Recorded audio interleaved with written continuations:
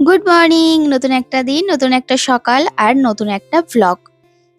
বরকে উঠিয়ে দিয়েছি আর এবার দেখো তোমার ঘরদোরগুলো সুন্দর করে ঝেড়ে পুছে নেব। সবার ১ম এ সকালে যে কাজকর্মগুলো থাকে সেটা হচ্ছে মেয়েদেরকে স্কুলে দিয়ে আসা।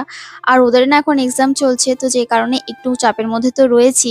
হ্যাঁ, অতটাও চাপ আছে সেটাও নেই, কিন্তু যাই হোক, বাচ্চা হোক আর বড় হোক, বাবা-মায়েদের দেখবে সন্তানরা যখন পরীক্ষা দিতে যায় না, তখন তাদের হাত পা ঠান্ডা হয়ে যায়। মানে এরকম একটা অবস্থা, ঘুম চলে যায়।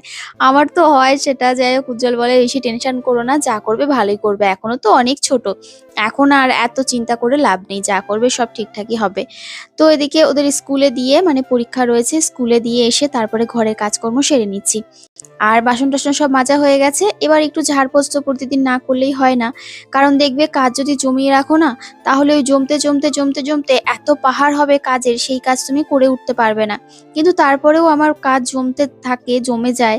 কারণ এত দিকের কাজ সামলে না, YouTube বলো, তারপরে সমস্ত ভিডিওর প্রেশার বলো, প্রমোশনাল শুট বলো, বরের দেখাশোনা বলো, মেয়ের মানে স্কুল দিয়ে আসা, যেটুকুনি টেক কেয়ার করা। তো এই সমস্ত দায়িত্ব পালন করে না, আর এক্সট্রা যে ঘর গোছাবো সেটা হয়ে ওঠে না বললে ভুল, মানে সবসময় হয়ে ওঠে না।